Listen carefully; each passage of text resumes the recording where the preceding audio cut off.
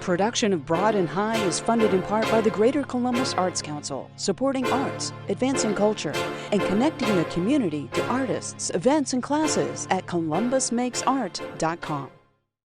From these contributing sponsors and viewers like you, thank you. This time on Broad and High, we visit an art exhibition that began with conversations and had an end goal of creating even more questions. Meet a Columbus artist whose bright and colorful canvases reflect his personality. Learn how a Cleveland-based photographer captures portraits and so much more in her art practice. And hear some music that's a dreamy mix of Americana, country, and rock and roll. This and more right now on Broad and High.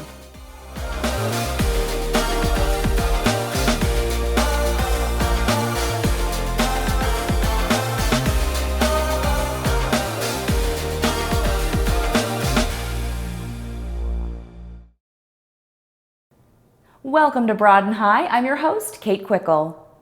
A recent Wexner Center for the Arts residency concluded with a multi-channel sound installation by Carlos Mata. It appears within a larger exhibit of his work that spans more than 2 decades. The assembly began with conversations among scholars, artists, writers, and activists. We talked with the artist and one of the local participants about the experience and the additional questions the project creates. The assembly represented an opportunity to do a work that was not only commissioned by the WEX, but local to Columbus.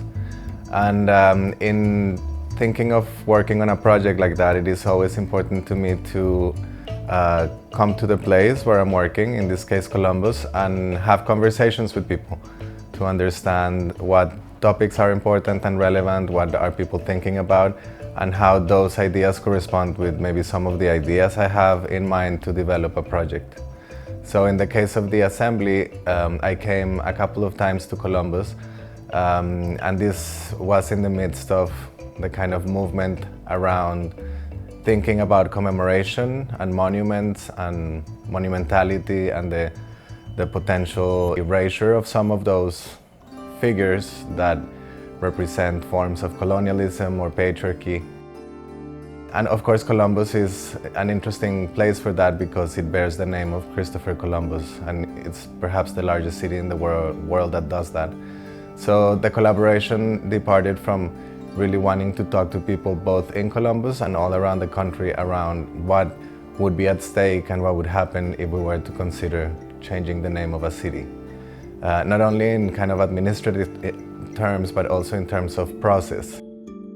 One of the things that is featured in the work, and which is also the centerpiece for this booklet, is a contribution by Said Jones, the writer and poet who's based in Columbus, where he's talking about names, what do they mean, how could we think about another name for the city, and he proposes in his speech the idea of thinking of Toni Morrison as a proud daughter of the state and as someone who wrote so much about the conditions of race and segregation in the state. So he goes on to say that he would think, for example, Beloved would be an interesting name for the city, Beloved, Ohio. What really stuck out to me was this idea of the power of listening, the power of conversation, and sort of the idea that steps to reckon with the past and sort of build future solutions starts with listening. The great thing about the piece is that you have to listen, so which is what we ask of anyone when we're trying to find solutions. It is a staged conversation between 8 characters or actors that are performed by members of the community in Columbus. And what they're doing is they are performing roles that were initially spoken by different community activists and also people all around the country that we invited to have conversations with over 3 different sessions. Ohio is amongst the many states that have removed tribes. There are no federally recognized tribes here. Some, like the Eastern Shawnee and the Delaware, are in Oklahoma. Didn't know that. I can only imagine that tribes don't want to come back to Columbus and they don't want to associate with Ohio because of the trauma their ancestors endured. Yes. Very early on in the conversation with people both in Columbus and elsewhere, it became apparent that the changing of the name itself was not the project. Or it could be a project maybe for, something that doesn't exist necessarily in the space of a museum or an art project that doesn't really have the possibility to initiate such an endeavor. I think the project became much more about thinking what are the conditions of oppression that reproduce forms of colonialism in a city or a country or a town or an institution and so on. And so the conversations really revolve around process and how change could be possible, not through altering a symbol, but through creating conditions for change. And I think a lot of that has to do with understanding what are the movements and situations that happen on the ground, what are people already doing and thinking about when it comes to the idea of changing those conditions of oppression, who remains at the top and who remains at the bottom, and how these ideas of commemoration and symbolic commemoration could be an opportunity to think about changing some of those processes on the ground. So the question of the erasure of the name is a bit of a provocation, but it's also an invitation to think about some of the things I just mentioned. How would that help think about some of the things that are hiding and lying underneath a name, and what it would mean to think about changing symbols, right? Like, what are the symbols we revere in our culture, and also rethinking tradition. If some people may be attached to something because it's traditional or because it is the way that we think it should be. One of the most unexpected outcomes was really thinking about how marginalized people, colonized people are really the ones thinking about solutions. I think, Carlos is really making the project in an effort to really undo and, rethink, the position of colonized people in the solution. In my work, I have dealt primarily with two main interests. One has to do with the politics of gender and sexuality, but the other one has to do with democratic representation and the idea of democracy in a society. So I feel the Assembly is a descendant of this larger body of work that I have been developing since 2012 called the Democracy Cycle, where through documentary-based strategies and interview-based strategies like what you're just doing right now, I have tried to create counter-narratives to what we assume are the kind of set and structured aspects of a society from the perspective of different minority groups. When you travel the exhibition, you start to see how everything sort of is threaded and how we all are participating in this big conversation and what we can do to shift things into a more careful and hopeful future. I think that's what I get when I am in space. I hope the project will resonate as an invitation to think about some of the underlying questions that are present in the work, and maybe will serve as a kind of opportunity for those people who have not started to think about these things, to think about them. And maybe somebody will take on the monumental task of actually changing the name of the city or starting a movement towards changing the name of the city. And this would represent an interesting conceptual background in the sense that so many different topics are covered. So it ranges from like literally thinking about the legal structures that would need to be enacted in order to do that, to the kind of community conversations you would need to have in order to do that, to really just also stipulating around what a name is and what an interesting and inclusive name could be. To see more about the Wexner Center for the Arts, check out wexarts.org. Brendan Spivey uses bold colors and playful shapes in his creations. He also admits he sometimes dances at the easel. Let's learn more about his joyful artwork.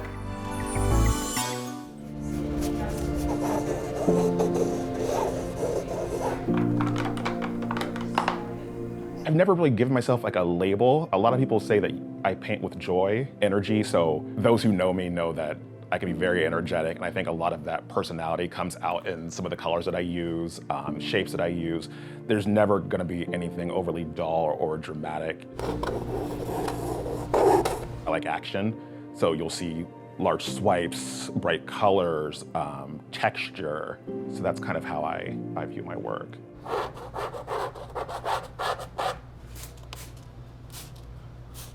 So I'm a big fan of abstract, which is kind of ironic because that's what I do.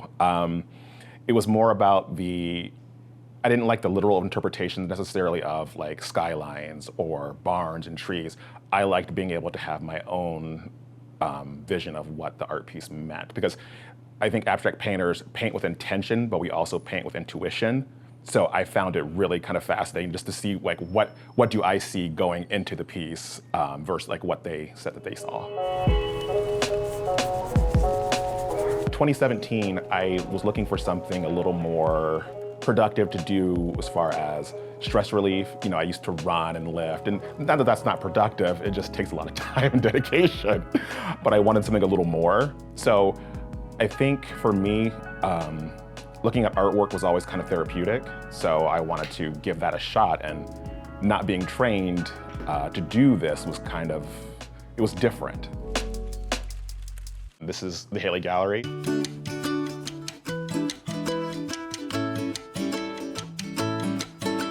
For me, this place, it's very homey, and what I like about it is I can find everything that I want. So if I'm looking for abstract art, if I'm looking for glass, I'm able to find that here. So it's not just a gallery to me, it's like a home. So I will have rotations of artwork in, so I typically will have between 3 to 5 pieces at a time in. This one is called Rise Up. So this kind of all goes back to some of the movements that we're currently going through, social unrest and all that stuff. So I wanted to give something, and you look at the tones of browns and earth tones, so it's kind of pushing you a certain direction without necessarily taking you all the way there. We wanted to kind of get involved in the whole Black Lives Matter movement, not necessarily through protest and those means, but how can we use our artistic voices to make a very strongly stated message without saying words. And the 2 murals that we did, the first one was at the Ohio Theater, and it was a compilation of fields of flowers and young children that were Black, and she was picking flowers, and the young boy had a paintbrush. And then I came in as the artistic abstract sky of shapes and color, and Will came in with the cityscape. And it just, I think it was a really great fusion of all of our talents together, because normally you would not have an abstract painter mixed with 2 more traditionally trained artists. But I think that to me was just, that's what made the work so powerful. Spencer, that's awful close, buddy. So Spencer is my double doodle. High five? Yes! He's another reason I do a lot of the things that I do. You get all the treats. I get joy out of seeing him enjoy things in life, and it's the money that comes in from art sales helps put him in the daycare, pays for his vet bills that are so expensive, and just overall, just everyday things for him. Like, that's my buddy. And you lay flat? He brings me joy, and I think having more joy in my life, I think has also probably helped my artwork transcend. You just see how handsome you are. I think another thing that kind of drove me to want to become a painter was being told that painters are born this way. Artists are born artists, and they're artists their entire lives. That for me was a personal challenge. So not only was I wanting to like get out there and paint and find a way to relax, I wanted to prove somebody wrong. And been a hit so far, so I was right. You don't know what you're capable of until you do it. And I live my life that way. And I want to get out there and just try it.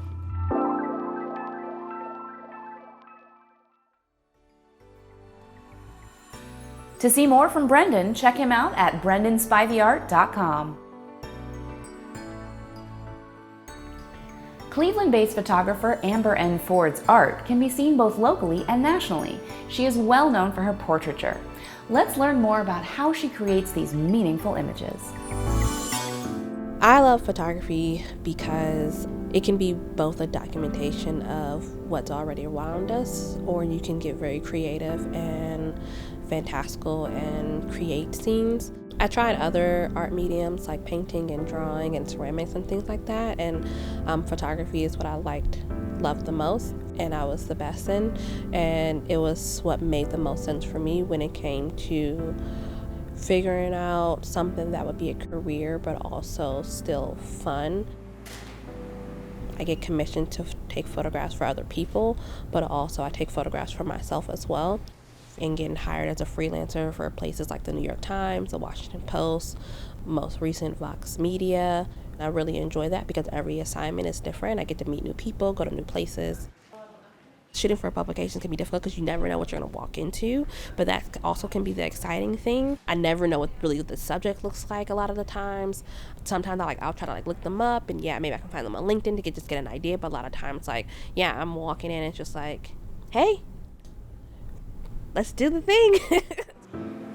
Also, I've been able over the last couple years work with some of the larger organizations in Cleveland, institutions.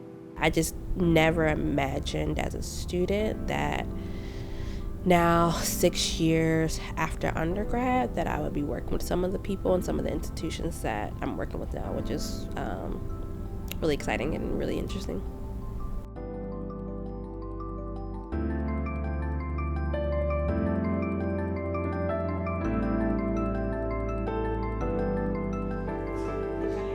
I'm interested as I continue to develop within my artistic practice to be more considered as a contemporary artist or conceptual artist and just a photographer, because I want to be able to choose whatever medium makes the most sense for the concept and idea that I have, versus trying to make photography always fit. Yes, I can do a lot with photography, but sometimes other mediums do make more sense, and I want to give myself the time and the space for that experimentation to figure out what works the best.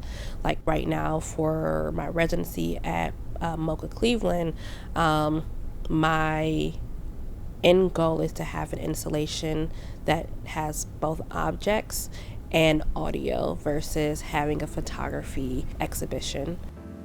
MoCA has provided a studio space for me to create work, but also a classroom space for me to do as whatever I please. So what I've decided is to create this kind of prompt within the classroom so that people can read a little bit of my thinking and what I'm interested in and want to talk about.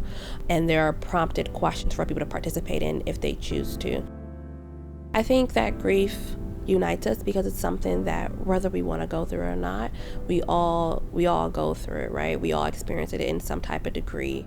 And in that thought, we can also potentially help each other within that process as well. And I want to encourage people to not just celebrate people when they're gone, but also think about how can we celebrate ourselves and each other while we're still here. It just really makes me happy that the entire wall is almost filled. That just solidifies the fact that people did need this, and I was happy to use this space and opportunity to facilitate that for other people. Work can come in many different shapes or forms, and as an artist, I just want to continue to grow and make things that are relevant to me and the time and the people and the community that's around me.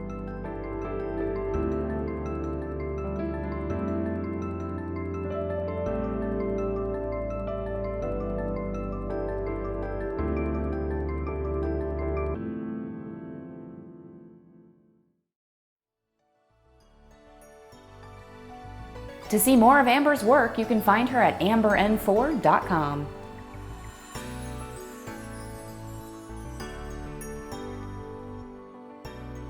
Angela Perley has been a staple in the Columbus music scene for the last decade.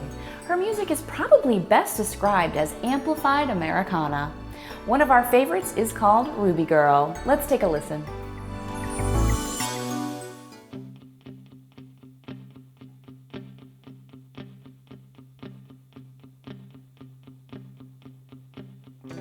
She lives on this broad street, lays her hair up high. It's a dark beehive, and it makes her feel special. She listens to Iggy Pop and she understands. She's got fragile hands, not a tight sky and horse in a Ruby girl. Oh, oh, Ruby girl. Don't ever change, no. No, not for nobody. Ruby girl. Oh, oh, Ruby girl. Don't ever change, no. No, not for nobody. She ain't got much, but what she's got, she says, gonna leave someday, live in New Mexico. Laughing for her is like a high-class drug. Oh, it fills her lungs, makes her feel heavy. Ruby girl. Oh, oh, Ruby girl. Don't ever change, no. No, not for nobody. Ruby girl. Oh, oh, Ruby girl. Don't ever change, no. No, not for nobody.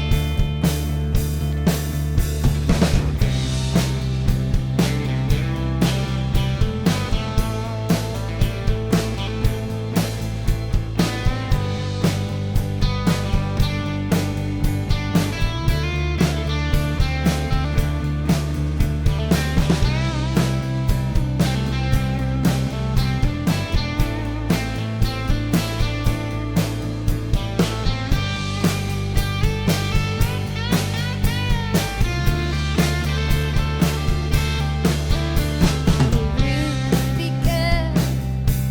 Oh, oh, Ruby girl. Don't ever change, no. No, not for nobody. Ruby girl. Oh, oh, Ruby girl. Don't ever change, no. No, not for nobody. Nobody, Ruby, no, no.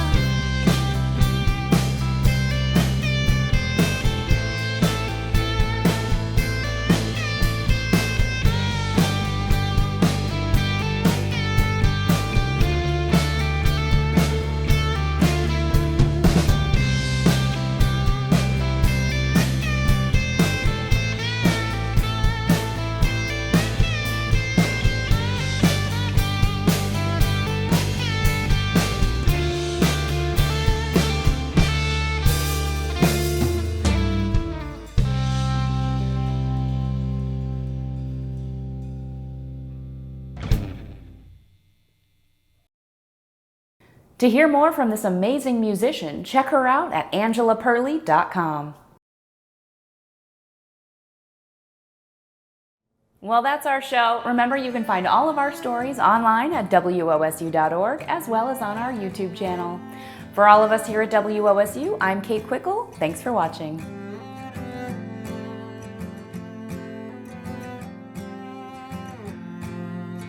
capes and masks. I only wear a mask. Does that make me a hero? I don't know.